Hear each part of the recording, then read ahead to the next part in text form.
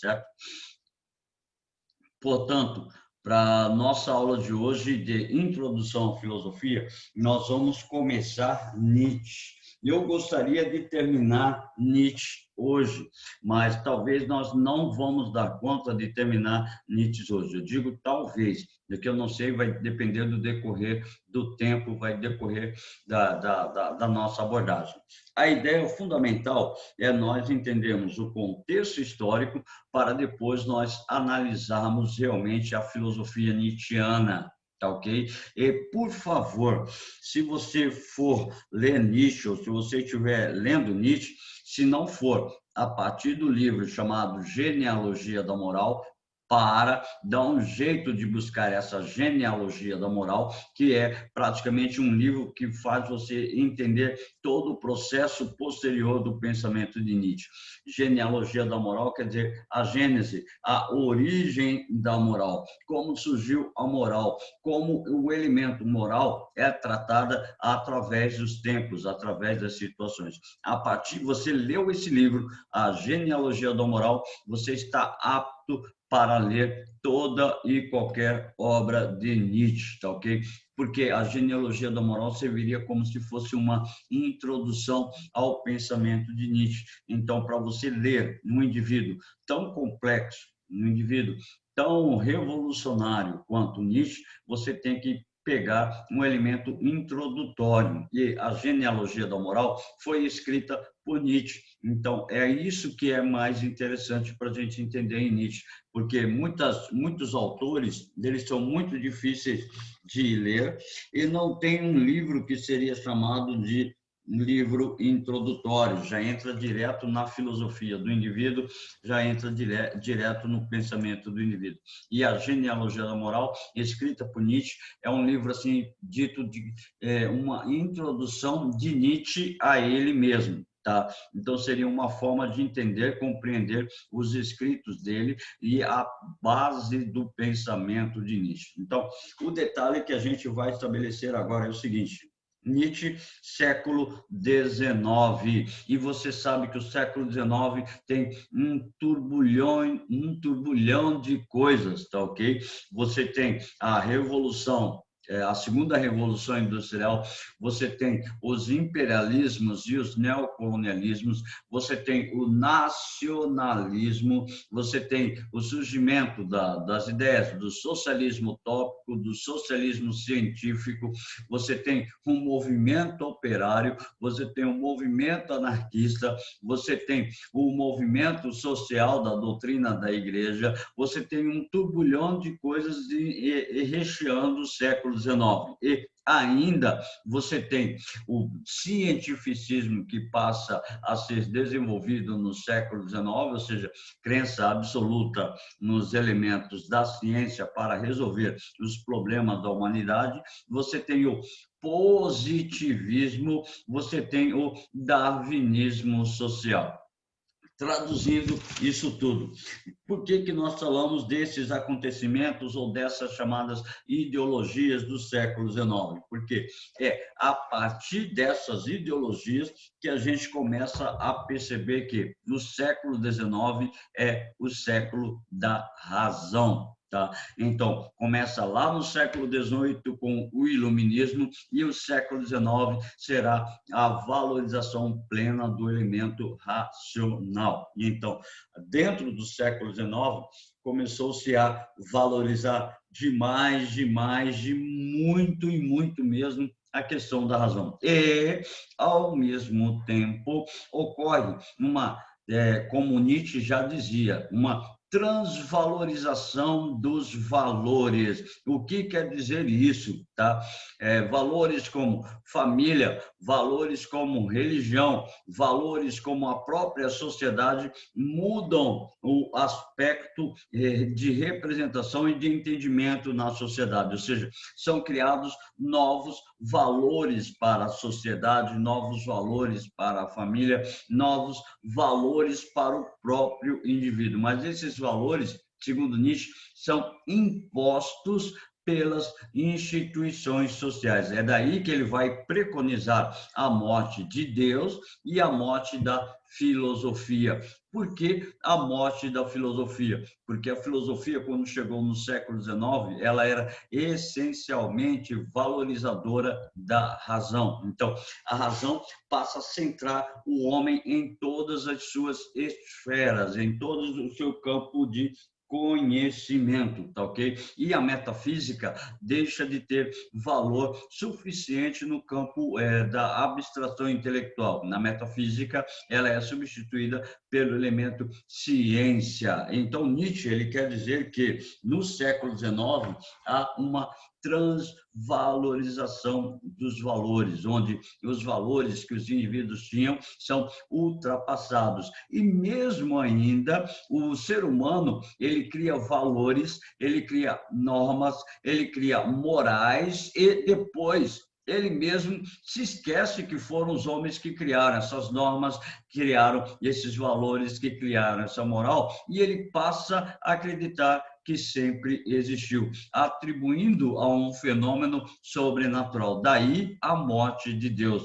Aí surge, a partir do século XIX, a frase atribuída a Sartre, que se Deus não existisse, tudo seria permitido. Então, a ideia de preconizar a morte de Deus é preconizar justamente essa condição, onde o homem ele é responsável pelo seu próprio ser, pelo seu próprio existir, e a partir daí ele determina quais são os valores que ele quer desenvolver ou valores que ele anseia encontrar. Certo?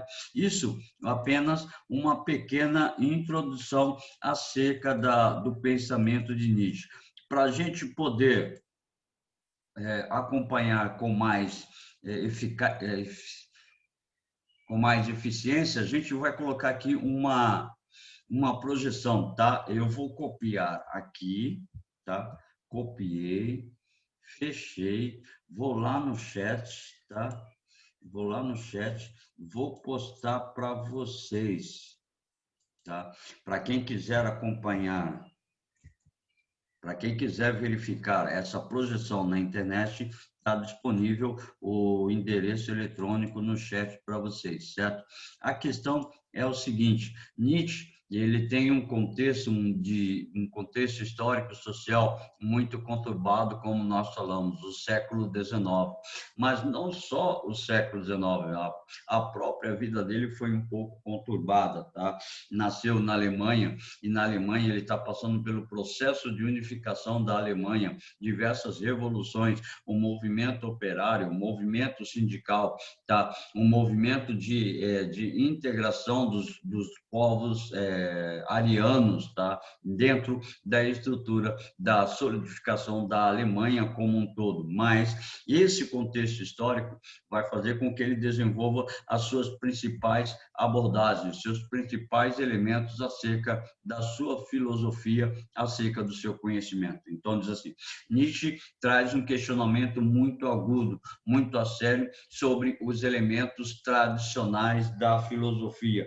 É justamente isso que a gente quer dizer, que lá na antiguidade, já lá na Grécia Antiga, quando surge a filosofia rompe com o padrão de desenvolvimento do ser humano, que o ser humano ele não tinha necessariamente uma abordagem somente racional. A partir desse determinado momento, a partir do momento que a filosofia vai romper com a mitologia, a filosofia torna-se muito racional. E o homem, a partir daí, ele começa a ser muito mais racional, ele começa a utilizar muito mais a razão do que propriamente os seus instintos, do que propriamente as suas emoções. Daí uma das grandes críticas de Nietzsche, que o homem, ele não é só razão, o homem também ele é emoção, o homem também ele ele usa os seus instintos nas suas ações. Então, segundo tópico, o ponto de partida de sua filosofia se dá na Grécia Antiga, quando a filosofia rompe com o mito, ou seja, nós já acabamos de falar, quando a filosofia rompe com o mito, ela não vai admitir nenhuma outra possibilidade de explicação, a não ser que seja explicação racional, vírgula, exceção para o período medieval, que todos vocês sabem que no período medieval houve uma mudança na forma de conceber a filosofia. A filosofia dá origem à chamada teologia e as explicações racionais não são consideradas como hipóteses verdadeiras dentro do pensamento medieval, certo? Isso vocês já sabem, isso vocês não têm nenhuma dúvida. Então, com exceção do período medieval, a filosofia, ela deixa esse elemento racional, mas passa a ser um elemento religioso. Com o fim do pensamento medieval, com a era moderna, com René Descartes, que nós trabalhamos René Descartes aqui, falamos do cogito ergo sum, tá? Pensar e existir são os mesmos, porque é impossível pensar sem existir e é impossível existir e não pensar, tá? Salvo, claro, algumas exceções, como, por exemplo, o anencéfalo, o indivíduo que nasce sem cérebro, e então há um grande problema na sua natureza, tá? Mas se existe, pensa. E a fala, professor, e o louco? Ué, quem disse que o louco não pensa? Tanto que ele pensa, por isso ele é chamado de louco. E você, no meio de um grupo de loucos, você pode ser diferente. Então, tem essas ideias. Então, a filosofia tornou-se racional demais para um entendimento da própria concepção do ser humano. Então, os filósofos gregos julgavam a racionalidade superior ao conhecimento mitológico. Depois, lá na Idade Média, tá? O conhecimento religioso vai tornar-se superior ao conhecimento racional. Isso em São Tomás de Aquino, isso em Santo Agostinho, como nós vimos. Em Santo Agostinho, a razão em nada pode contribuir para a fé, ela está sempre inferior. Em São Tomás de Aquino, a razão, mesmo limitada, pode contribuir para com a fé. Para Nietzsche, a razão é um mecanismo de deturpação do conhecimento humano. Se você pensa, se você age somente racionalmente, você muitas vezes não vai conseguir compreender a essência do pensamento humano. Então, aí, no caso, os filósofos gregos supervalorizavam a razão e se esqueceu dos instintos humanos, ou seja, as sensações, as emoções, as percepções do ser humano foram deixadas de lado e valorizando demais, demais mesmo, valorizando a razão. Então, essa é a primeira grande crítica do pensamento de Nietzsche, o excesso de supervalorização da razão em detrimento das emoções e dos sentimentos humanos, que muitas pessoas chamam de instinto. Deixa eu ver aqui, tá? Pega, por favor, o seu livro de introdução à filosofia. Por favor, o seu livro de filosofia, deixa eu marcar a presença do Dani. Seu livro de filosofia, deixa eu ver, me mandaram a mensagenzinha no chat. Deixa eu ver se eu consigo abrir aqui, que tive que atualizar o Zoom, aí estou mais analfabeto ainda. Deixa eu ver aqui. Então, Nietzsche faz parte dos tempestuosos. Caio, nós podemos dizer que ele faz parte, sim, dos romantistas e dos tempestuosos do século XIX, tá? Por que ele faz parte? Porque ele vai trazer uma mudança significativa na forma de pensar, ele vai trazer uma mudança significativa na forma de compreender o ser humano. Então, ele é, sim, membro do grupo dos tempestuosos, principalmente do grupo de Schelling, de Feuerbach, de Kierkegaard. Você vai sim estabelecer ele como os tempestuosos, e um dos mais tempestuosos da sua época. Pega a página 195, exercício de número 1. Por favor, página 195, exercício de número 1, que vai falar justamente a respeito dessa crença, dessa valorização da razão pelos gregos, tá ok? Exercício número 1, Exame Nacional do Ensino Médio, do ano de 2015. Olha só, para você ver como Nietzsche cai na prova do Enem. Então, exercício número 1, página 195, diz assim: a filosofia grega parece começar com uma ideia absurda, com a proposição: a água é a origem e a matriz de todas as coisas. Quanto a isso, você já sabe que é uma afirmação de Tales de Mileto. Será mesmo necessário determos nela e levarmos a sério? Sim, e por 3 razões. Em primeiro lugar, porque essa proposição enuncia algo sobre a origem das coisas. E, em segundo lugar, porque o faz sem imagem ou fabulação. Enfim, em terceiro lugar, porque nela, embora apenas em estado de crisálida, está contido o pensamento tudo é um. Então, a crítica de Nietzsche ao desenvolvimento do pensamento dos pré-socráticos. Então, diz assim: o que, de acordo com Nietzsche, caracteriza o surgimento da filosofia entre os gregos. Então, abordando diretamente essa ideia. Letra A, o impulso para transformar mediante justificativas os elementos sensíveis em verdades racionais. Então, joga fora, não é transformar elemento sensível em verdade racional. Então, não. Letra B, o desejo de explicar usando metáforas. Não. Há sim um desejo de explicar a origem de todas as coisas, e não utilizando metáforas, e sim afirmações racionais. Então, letra C, a necessidade de buscar de forma racional a causa primeira das coisas existentes seria a nossa alternativa correta. Letra D, a ambição de expor de maneira metódica as diferenças entre as coisas. Quem vai expor de maneira metódica a diferença entre as coisas, nós já sabemos que é René Descartes. E a tentativa de justificar a partir de elementos empíricos o que existe no real. Também não. Então, a gente fica com a letra C. Por que a letra C? É justamente a ideia onde Nietzsche estabelece que a valorização da racionalidade pelos gregos. Deixa eu abrir aqui, tentar abrir aqui. Estão me mandando a mensagenzinha. Deixa eu ver. Tá. Larissa Zan mandou: professor, o Nietzsche apoiava o pensamento mitológico, tipo, considerar os mitos como explicação válida até certo ponto. Larissa, necessariamente não. Tá? Não, porque ele fala que os mitos não vão me dar uma certeza de nada. Tá?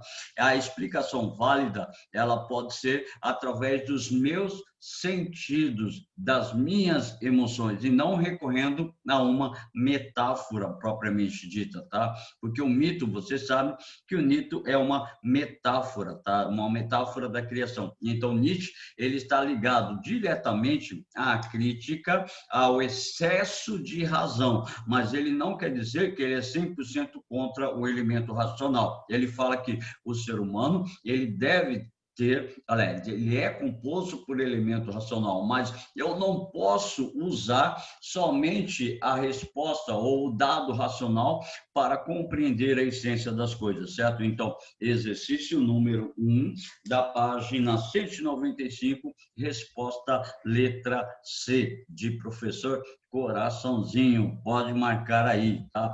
Aí a gente volta para a nossa projeção. Desculpem, tá? O texto, muitos digam, na verdade não é o texto, são vários tópicos, mas parece que fica muito cheio. Diz assim: então, Larissa, olha só esse nosso primeiro tópico, tá ok? A razão não é guardadora plena da verdade, e por isso essa tradição filosófica da busca pela verdade absoluta deve ser rompida, porque segundo Nietzsche, quando você vai buscar um elemento da verdade absoluta, o que seria a verdade absoluta? Então aí tem um pouco de ceticismo reducionismo também no entendimento do pensamento nietzschiano, porque eu não posso buscar uma verdade absoluta. A verdade, ela está alicerçada no elemento tempo, elemento espaço, no elemento cultura. Então, a cultura vai determinar necessariamente, tá, o processo de desenvolvimento e da própria verdade. É por isso que ele fala da transvalorização dos valores, onde Nietzsche ele fala que há uma decadência da cultura. Por que há uma decadência da cultura? Porque quando você estabelece um elemento somente através da razão, a razão não vai permitir que estabeleça uma relacionalidade entre eles. Diz assim, aquela ideia de Apolo Dionísio é dele, Liara. Fica tranquila que nós já vamos chegar na ideia do Apolo e do Dionísio, tá ok? É uma sequência de ideias. Então, para a gente começa criticando a razão, daqui a pouco a gente chega no elemento apolíneo e no elemento dionisíaco. Tanto é, se você quiser já antecipar a visão, no livro texto, ele vai dar Apolo e Dionísio na página 189, tá? É de Nietzsche, sim, essa ideia. Então, nos próximos slides, nas nossas próximas projeções, nós vamos falar dessa relação, mas nós temos que dar uma introdução entre pensamento. Aí, Nietzsche fala assim, peraí, o que é a verdade, tá? A verdade, Larissa, olha aqui, a verdade é a soma de todos os instintos. A vida verdadeira não é a razão, mas a soma de todos os instintos. Então, portanto, para Nietzsche, os instintos, as emoções, as sensações, as percepções são os elementos que levam à verdade. Muitas vezes, a razão não é capaz de explicar um dado, explicar uma situação. Como, por exemplo, vamos pegar um pensamento que muito bacana que diz assim, que a razão, muitas vezes, tem ações que a mesma razão desconhece, ou, por exemplo, os sentimentos agem de forma com a qual a razão não consegue explicar. Como, por exemplo, eu duvido você conseguir explicar racionalmente o que é o amor. Tá? Racionalmente o que é o amor. Então, é essa a ideia de Nietzsche, que a razão não é capaz de estabelecer todos os elementos capazes de explicar aquilo que tem na minha vida, as verdades existentes da minha vida. Aí diz assim, sua filosofia é mais preocupada com a estética do que com a ética. Isso é verdade no pensamento de Nietzsche. É mais uma condição estética dos sentimentos, das emoções, do que propriamente uma condição ética, onde você, olha só, nós não vamos conseguir terminar Nietzsche hoje, porque ainda nós temos que falar da vontade de potência e do super-homem. Olha o que ele diz, que nós vivemos em conjuntos de diversas morais que são impostas, diversos valores que são impostos. Cabe a você, como ser humano, identificar aqueles valores tidos como desnecessário para você, ou seja, uma decadência do elemento cultural, que dentro da cultura existem elementos que são impostos para todos nós. Nós temos que identificar quais são esses elementos que são impostos e destruí-los. A partir daí, a filosofia dele passa a ser chamada de filosofia do martelo, tá? E quem consegue destruir esses valores que são impostos pela sociedade a todos os indivíduos, e ele começa a sua reconstrução a partir do nada, ou seja, a filosofia de Nietzsche é chamada nihilista, gravem isso. Por que é chamada de filosofia nihilista? Porque, segundo ele, quando você destrói todos esses valores que existem na sociedade, sobra nada. Quer ver um exemplo? Deixa eu pegar o Tiago Coutinho. O Tiago Coutinho tira a família da sua vida, tira a escola da sua vida, tira o trabalho da sua vida, tira os amigos da sua vida, tira as namoradas da sua vida, tira tudo aquilo que te cerca, religião, sociedade, tira tudo, tudo, tudo, tudo. O que sobra? Nada. Isso é você, exatamente. Parabéns, Thiago. Sobra nada. E Nietzsche fala que esse nada é a possibilidade que você tem de se reconstruir. E você não vai conseguir se reconstruir por meio da razão. Então, por meio da sensação, por meio das emoções, você consegue um processo de reconstrução. E quando você estabelece esse processo de reconstrução, você é chamado de o super-homem, ou você desenvolve dentro de si a chamada vontade de potência. O que é a vontade de potência? É essa vontade de dominar a si mesmo para depois dominar a sua própria condição cultural, a sua condição de vida social. É por isso que eu falo que para ler Nietzsche não é simples. Você pode ler uma obra de Nietzsche, achar que entendeu maravilhosamente bem e fazer uma ideia errada acerca de Nietzsche, certo? Então, diz assim, sua filosofia é mais tradicional, é mais preocupada com a estética do que a ética, pois opõe valores considerados tradicionais por nós. Então, para poder entender essa ideia, justamente é essa visão de que os valores que existem na sociedade são impostos a todos nós. Nós devemos identificar esses valores, destruir esses valores e a partir do nada, desse nada que sobra, eu vou me reconstruir, como se cada indivíduo fosse responsável por si só, onde cada indivíduo formulasse a sua condição ética e a sua moral, onde houvessem várias éticas e várias morais. Este é o problema, tá? Este é o grande problema dentro da filosofia de Nietzsche, onde seria uma reconstrução a partir desse nada, onde cada um estabeleceria suas normas, suas regras, aquilo que é certo para mim, aquilo que é certo para a Liara, aquilo que é certo para a Sofia, aquilo que é certo para a Carla. Então, nós teríamos um confronto, tá? Um confronto de morais, um confronto de valores éticos. Segundo Nietzsche, independente disso, se você vive a condição plena dos seus valores, você consegue viver muito bem dentro da sociedade. Então, por isso, ele tece uma crítica profunda aos filósofos gregos e a Kant. Mas por que Kant, professor? Porque Kant é aquele que vai estabelecer a crítica da razão. É Kant, no período moderno, que vai supervalorizar ainda mais o elemento razão, tá? Que buscavam idealizar valores que fossem universais, como moral e verdade, mas elas são apenas palavras que não possuem realidade para Nietzsche. Então, quando nós estudamos Kant, nós falamos do imperativo categórico, age de tal forma que as tuas ações se tornem universais. É isso que Nietzsche combate. Nietzsche vai estabelecer que cada indivíduo pode compor a sua própria moral, e a moral universal prende o sujeito. A moral universal vai deixar o sujeito amargurado, por isso ele deve romper com esses valores. Então, para ele, os valores devem ser entendidos e pensados individualmente, muito mais pelo instinto do que pela razão. Então, por favor, é justamente aquele ditado que o pessoal fala, né?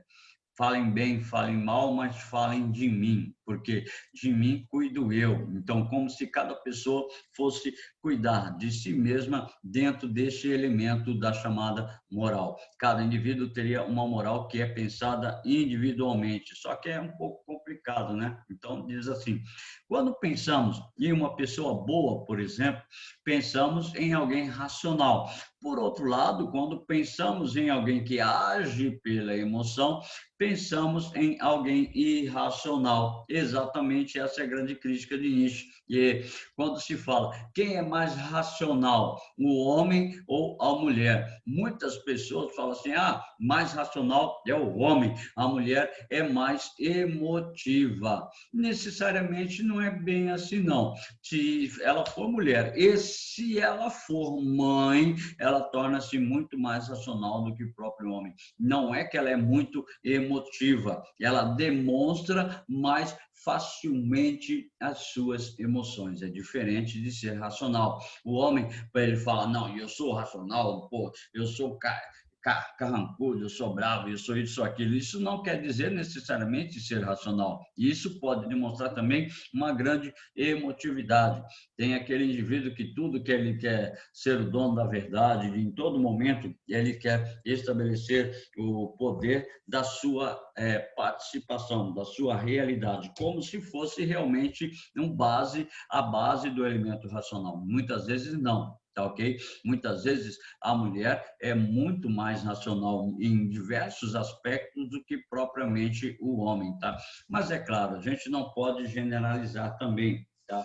Existem mulheres que são realmente muito emotivas e homens que são muito emotivos. Então, para ele, somos nós que construímos essa ideia de ser racional, de ser irracional. Esses valores. Por isso, afirma que a verdade não pode ser uma verdade mascarada, como nós criamos os preceitos dentro da própria cultura. Daí vem a ideia da vontade de potência. Por favor, grava essa informação. Liara, já vamos chegar em Apolo e Dionísio, tá ok? Então, diz assim, vontade de potência. Nietzsche diz que o homem tem a vontade constante de dominar a si mesmo, dominar o próximo, dominar o mercado de trabalho, dominar a sociedade e assim sucessivamente. E que esta é explanada racionalmente, isto é, quer dominar a natureza, os outros seres humanos, tá? E por isso mesmo o homem cria regras, por favor. O homem cria regras, o homem cria conceitos, e essas regras e conceitos fazem com que eu possa dominar os outros indivíduos. É óbvio, gente, basta olhar a nossa sociedade. Toda a nossa sociedade é regida por regras de conduta. Então, segundo Nietzsche, deve-se acabar com essas regras de conduta e cada indivíduo viver a sua particularidade. Mas convenhamos, se cada indivíduo for querer viver a sua particularidade, aí que haverá uma destruição da própria espécie humana. Voltaremos àquela ideia de Thomas Hobbes, que o homem, no seu estado natural, vive a guerra constante de todos contra todos. Só que Nietzsche, ele não está preocupado com ética, ele não está preocupado com valores. A preocupação de Nietzsche é o próprio ser humano enquanto tal, certo? Mas será que essas regras são a verdade? Para Nietzsche, não. Uma vez que quem construiu essas regras foram os homens. Então, as regras são construídas para dominar, para manipular o ser humano. No livro de vocês tem uma parte que fala assim, cadê? Diz assim, não, a arte da transfiguração, não. Cadê? Deixa eu achar aqui onde é que está. A moral do leão e do camelo. Ou você desenvolve o espírito do leão ou o espírito do camelo. Está na página 193, tem imagens. O leão, o camelo ou a criança. A criança, ela é inocente de tudo. E, portanto, você vai viver a sua vida em plena inocência. Ou você desenvolve, tá, o espírito ou o modo de vida do camelo, carrega tudo, suporta tudo, sem questionar nada. Ou você desenvolve, tá, o espírito, ou desenvolve a estrutura de um leão, não aceita tudo facilmente e há uma grande dificuldade em dominar o leão, e o leão impõe a sua vontade em relação aos outros. E mesmo assim, estamos submissos a algumas regras, a algumas normas dentro da sociedade, certo? Aí nós temos que perceber que essas regras, essas normas foram criadas pelo homem para dominar o próprio homem. Simples, basta ver a sua casa, tem regras na sua casa, basta ver a sua escola, existem regras na sua escola. Então, existe essa possibilidade.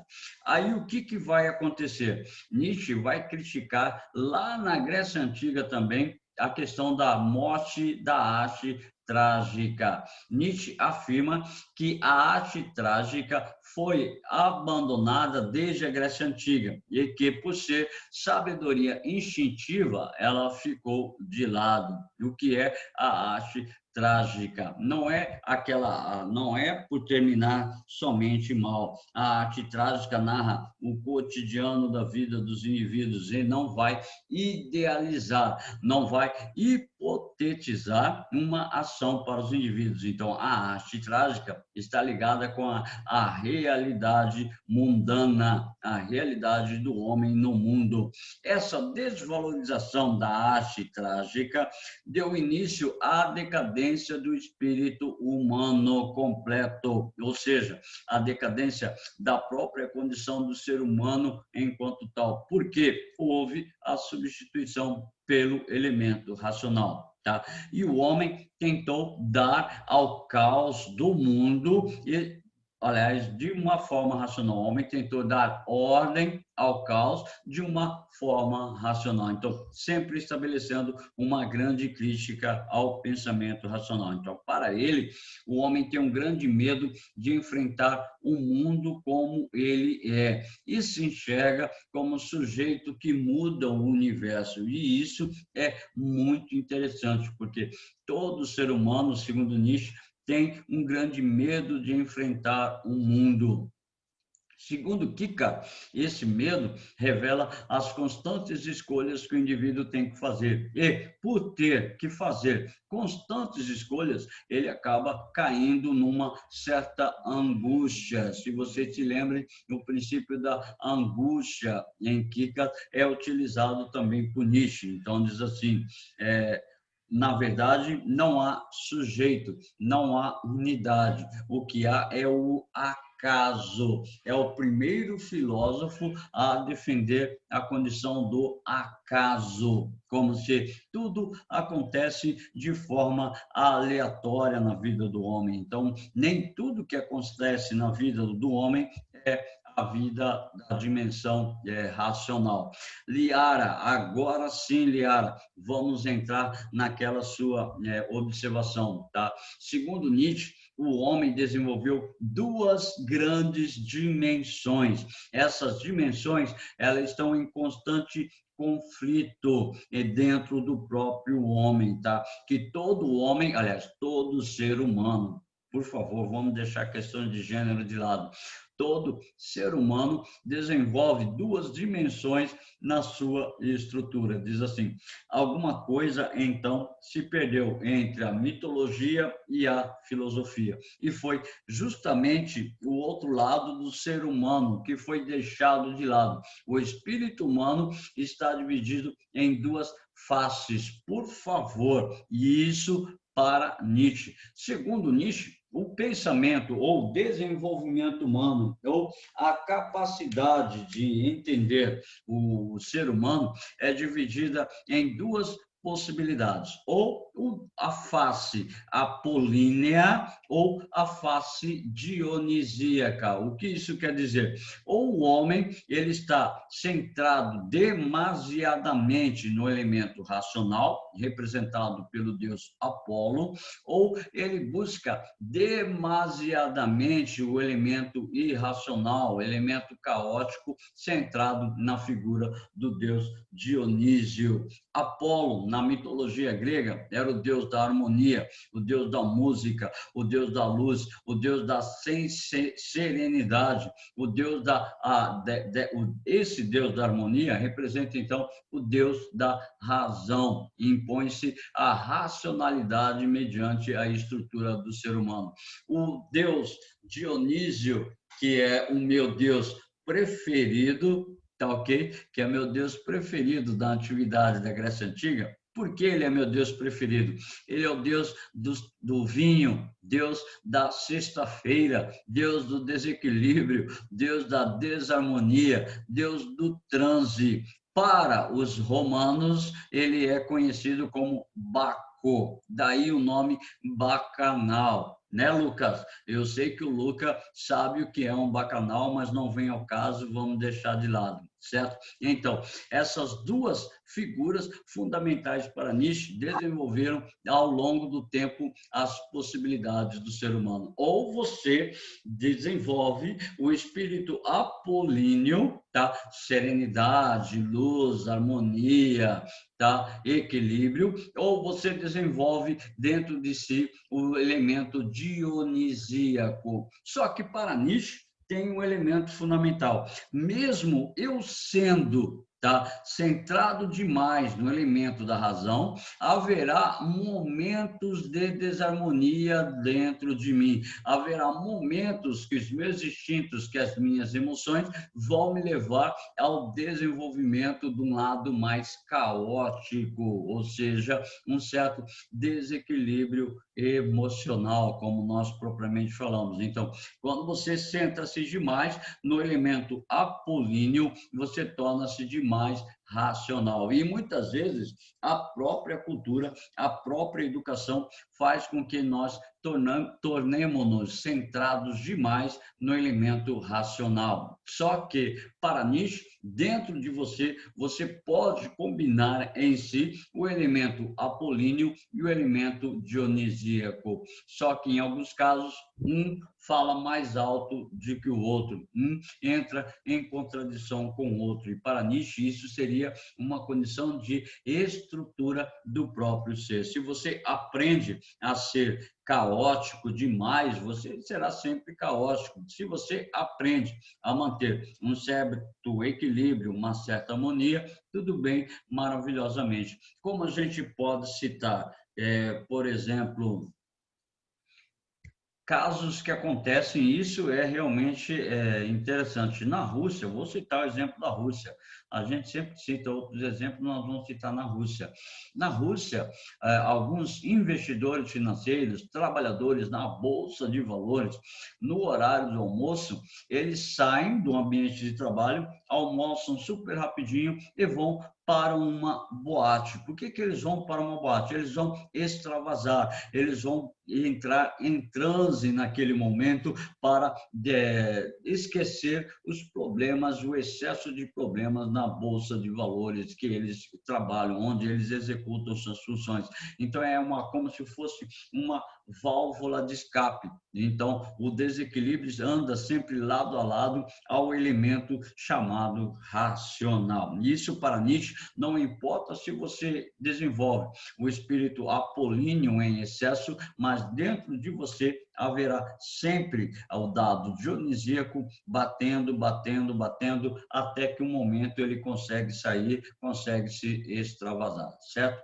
Então, o Liara pegou a ideia do deus apolíneo e do deus dionisíaco?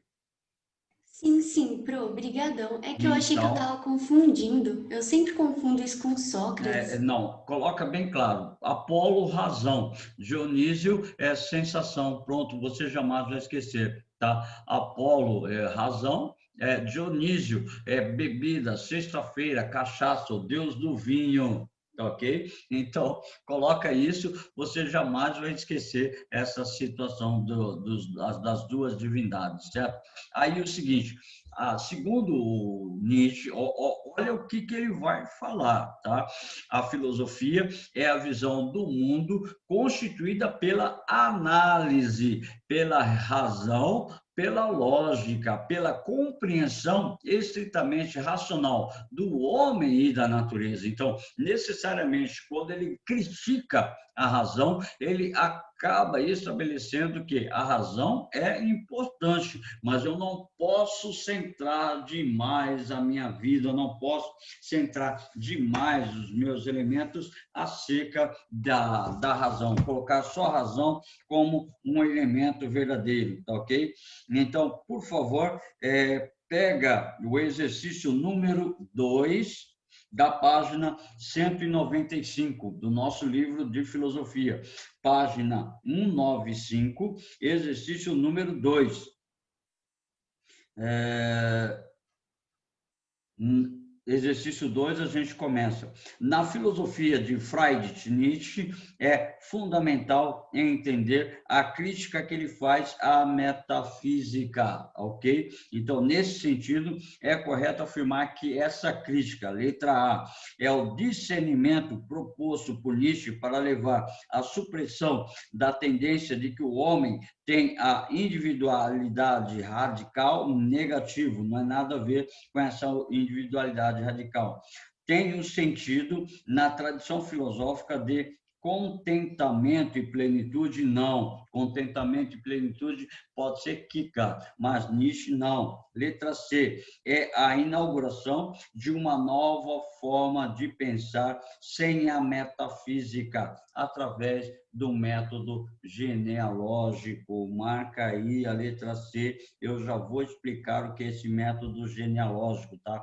Pressupõe que um homem de posse de sua razão tem como conceber uma metafísica qualquer que não tenha recebido a chancela da observação. Não, então joga fora.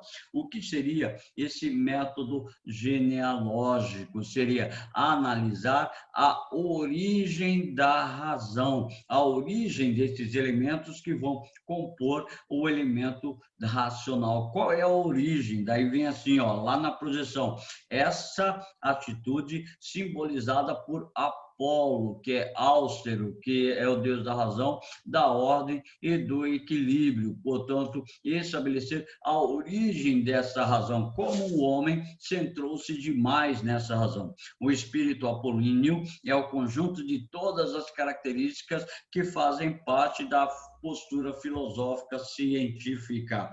Ao mesmo tempo, nós temos o seu oposto, nós temos o contrário disso. E o contrário é justamente a ideia da tragédia grega, está no afastamento das condições humanas, que também são vitais, tá?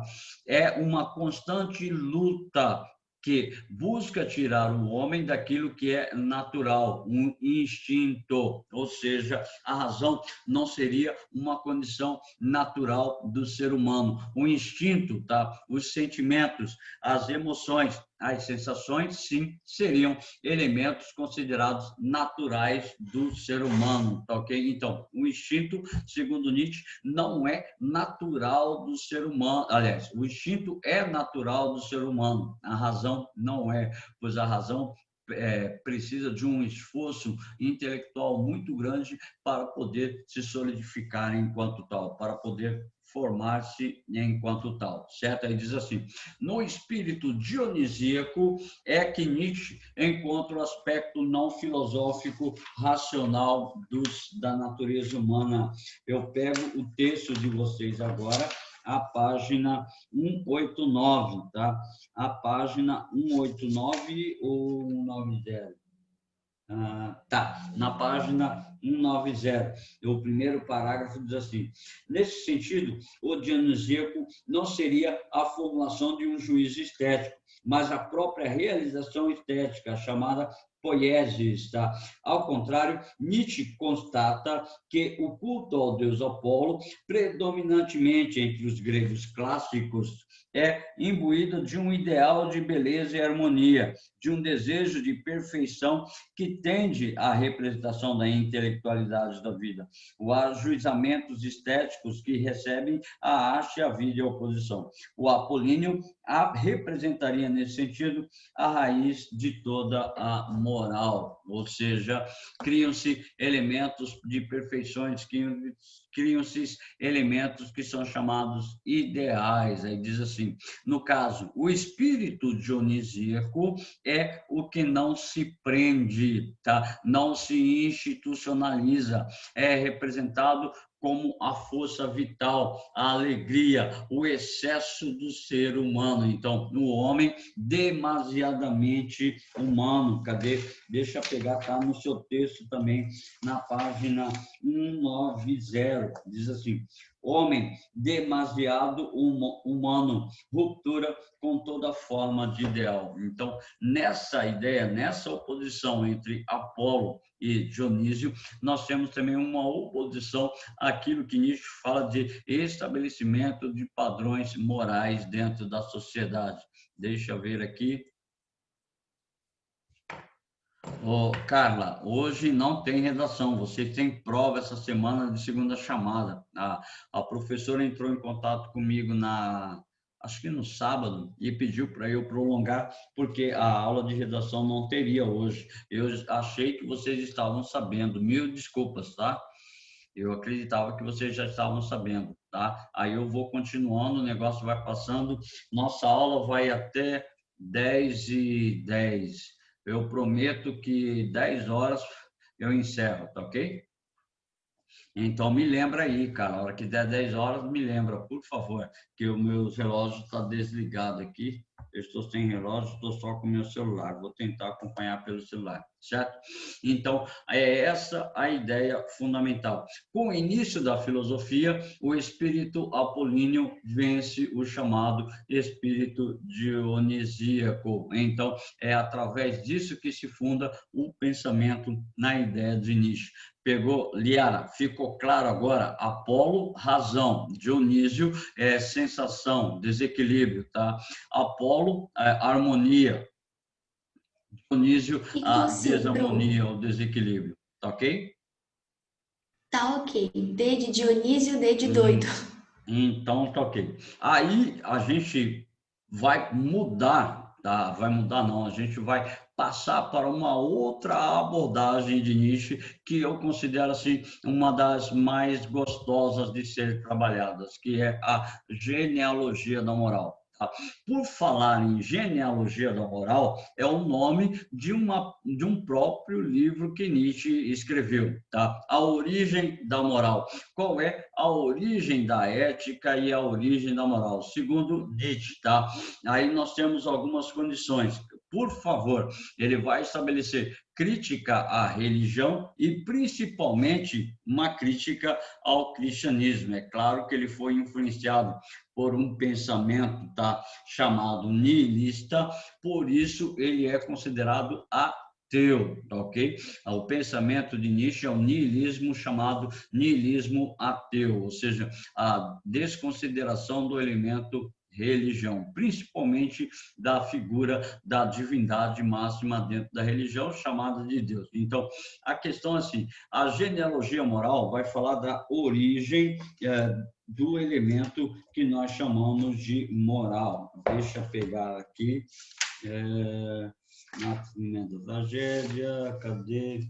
Assim, a blousar a frustra. No texto de vocês tem, tá, a questão da genealogia da moral, que está, se não me engano, peraí, deixa eu ver, eu não achei aqui. Se alguém achar, por favor, me ajuda. O Pensar o Impensado, sobre os crepúsculos dos ídolos, tá? E a genealogia da moral está perdida em algum lugar no nosso livro texto, eu esqueci de marcar qual é a posição, mas tudo bem. Dentro dessa ideia, a genealogia da moral quer mostrar que os aspectos negativos dessa racionalidade, diz assim, a racionalidade É a negação dos aspectos vitais, pois não suporta aceitar a vida como ela apresenta, o caos, como, por exemplo, o espírito dionisíaco. Se você vive apenas a face dionisíaca, você vai ser uma pessoa desregrada, vai ser uma pessoa que não se prende a normas, não se prende a regras, não se prende a moral. E por isso, necessariamente, você é enquadrado como marginal, como aquele que está à margem da sociedade. Quando o indivíduo não se enquadra dentro dos padrões estabelecidos pela sociedade, ele é chamado de marginal, ele não se enquadra dentro dos padrões. E é justamente isso que Nietzsche estabelece como uma crítica. Esses padrões, quem criou esses padrões? Qual é o objetivo máximo do estabelecimento desses padrões? Então, diz assim, o espírito apolíneo cria a moral do fraco. Por favor, isso é uma condição assim, muito importante para nós entendermos a filosofia de Nietzsche. O que seria a moral do fraco, ou chamada também de moral do rebanho? É aquele indivíduo que se coloca por detrás de alguns valores, o indivíduo que se coloca por detrás de alguma moral, como, por exemplo, a religião.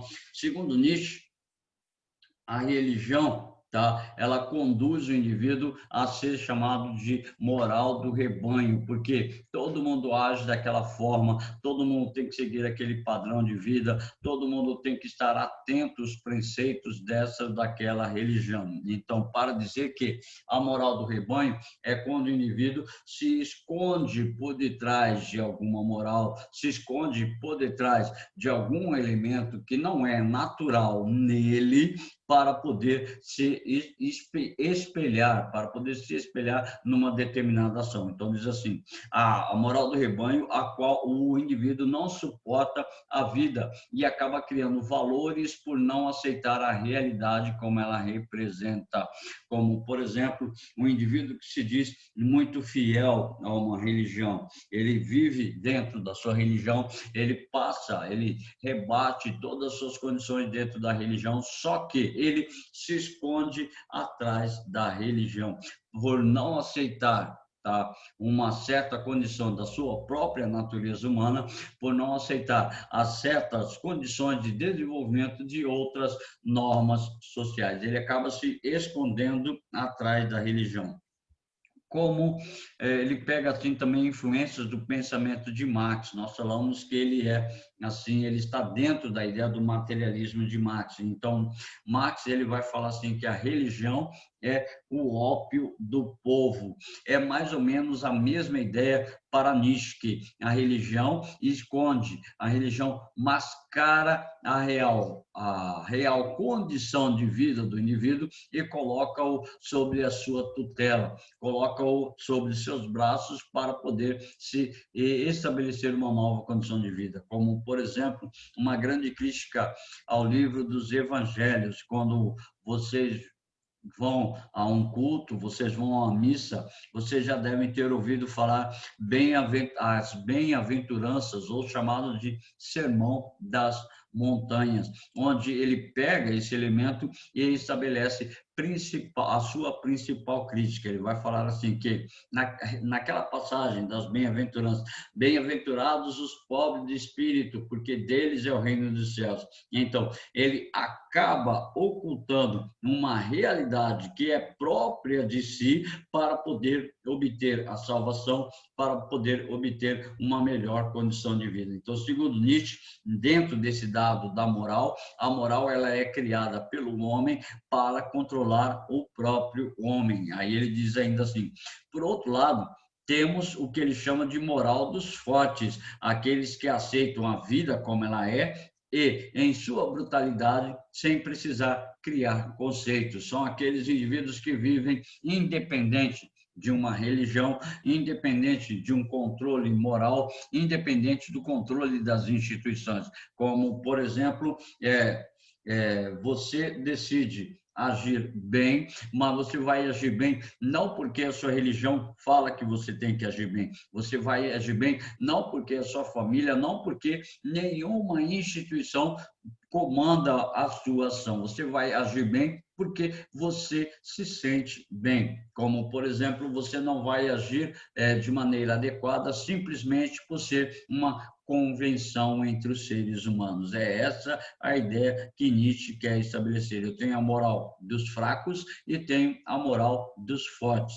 Qual das morais você desenvolve? A do fraco ou a do forte? Você pode ter uma religião, você pode ter uma instituição que estabelece um controle das suas ações, mas as suas atitudes são tomadas individualmente. Quando ocorre essa tomada de decisões individualmente, onde você aceita a sua condição e age, tá? Para tentar mudar a sua própria condição, significa que você desenvolveu a moral do forte. Agora, se você tem plena consciência da sua condição e você não faz nada para mudar a sua condição e você fica sempre se escondendo atrás de um elemento, atrás de uma religião, atrás de uma instituição, você desenvolve a chamada moral dos fracos, como, por exemplo, hoje, na nossa sociedade, é muito difícil você encontrar uma pessoa que possa falar que nunca teve oportunidades, tá? Porque existem várias e várias situações, várias e várias condições. É claro que nós devemos levar em consideração o ambiente, a região onde essa pessoa mora, tá? Se oferece ou não condições, mas o indivíduo ele pode lutar para mudar a sua condição social, ele pode lutar, ele pode estabelecer todo esforço para se romper da sua condição de fraco, tá ok? Então, moral dos fortes é aquele que encara a sua condição, ele reconhece a sua condição, luta para mudar a sua condição, independente dos valores morais que lhe são impostos. E existe aquele indivíduo que simplesmente se esconde através dessa moral e coloca-se como, desculpem a expressão mais utilizada, a expressão de coitadinho, ficar sempre ali precisando de alguém para apoiar, precisando daquilo. É claro que nós temos que estabelecer a condição também da região, o local onde esse indivíduo mora, vive e tudo mais. Deixa eu ver, me mandaram uma mensagenzinha aqui, deixa eu tentar abrir. Consegui, diz assim. E seria, Caio, não que seria a moral do senhor escravo em Hegel, tá ok? Em Hegel quer dizer que o escravo reconhece o senhor enquanto senhor e assimila alguns elementos do senhor. E o senhor não é só senhor por ter escravo, porque ele desenvolve a consciência do ser escravo, tá? Então, necessariamente não seria isso. Tá? A moral do fraco, eu me reconheço enquanto tal e não faço muita coisa para mudar a minha condição. Eu fico ao lado da religião, buscando sempre um apoio, um conforto na religião. Tá? Agora, quando eu me percebo como na minha realidade, me encontro na minha realidade, faço de tudo para mudar essa realidade, existe essa situação. Então, aqui, ele afirma que as pessoas escondem suas fraquezas na moral cristã. É essa a ideia. Então, a moral do senhor e a moral do escravo, em Hegel, tá? É totalmente diferente dessa moral do fraco e a moral do forte, tá ok? A moral do senhor é onde o senhor, para ser senhor, não basta ser só dono de escravos.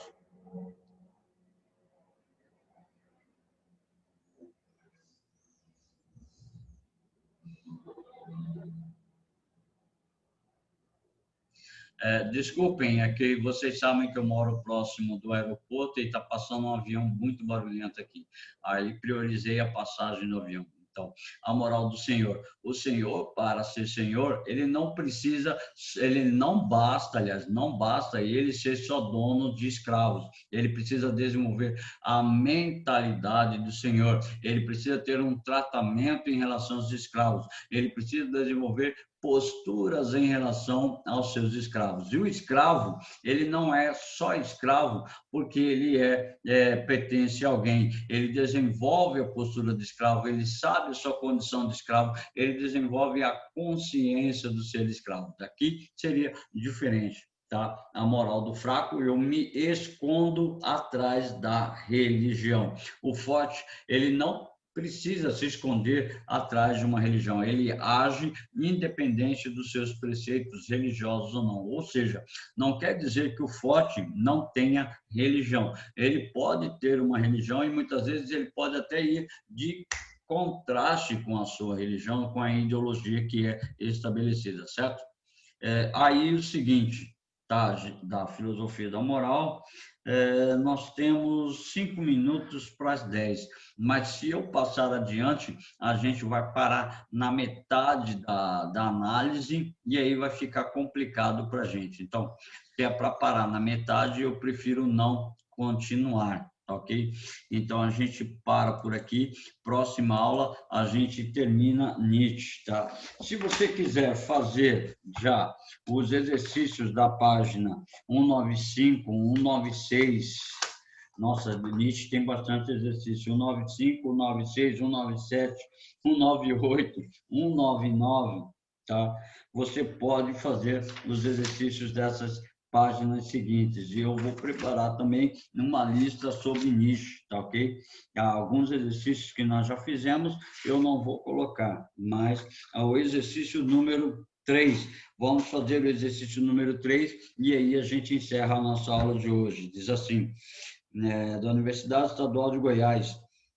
No século XIX, o filósofo alemão Nietzsche vislumbrou o advento do super-homem. Nós não falamos ainda do super-homem, mas nós demos uma palavrinha só. Em relação ao que para ele era a crise cultural da época. Na década de 1930, foi criado nos Estados Unidos o Super-Homem, um dos mais conhecidos personagens das histórias em quadrinhos.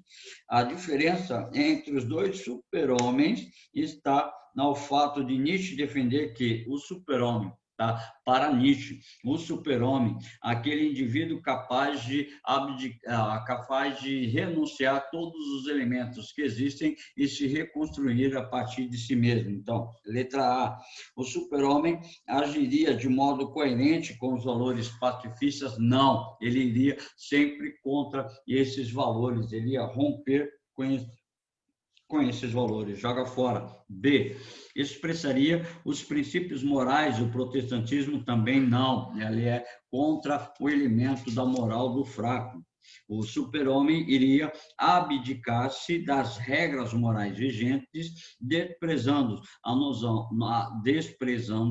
as noções de bem, de mal, de certo, errado, típicas do cristianismo. Então, seria a nossa resposta correta. Letra D, representaria um dos valores políticos morais alemães e não do individualismo do pequeno burguês norte-americano. Então, joga fora. Então, a crítica em relação ao desenvolvimento da moral cristã é muito forte em Friedrich Nietzsche. Tá ok? Uau! Acabamos a nossa aula de hoje. Para vocês, eu quero desejar uma ótima terça-feira, um bom feriado. Amanhã nós não temos aula, né? Quarta-feira, feriado, 26 de agosto, aniversário de Campo Grande. Então, para vocês, eu deixo o meu abraço carinhoso. Quero agradecer de coração a presença de todos vocês nessa nossa aula e fico aguardando ansioso o nosso retorno presencial ou então nossa próxima aula online, ok? Para vocês, um beijo bem gostoso e tchau, tchau. Obrigadão, Ronei. Boa semana. Tchau, Ronei. Você também, tchau, tchau. Um abraço. Obrigada. Beijo, beijo, beijo, beijo, beijo, beijo. Tá dormindo aí, né, Gabriel? Ou não, senhor. Vou fazer uma questão Ah, aqui do Enem. tá. A Boa primeira aqui semana. Falou. Luca, beijo para você, meu lindo. Tchau, meu querido. Até mais. Pedro Henrique, um abraço, Pedro. Eu vou sair da escola, Ronei. Vai mesmo? Acho que vou. Depende do juiz. Mas já estamos no final do ano, cara. Ah, mas depende do juiz. Eu entrei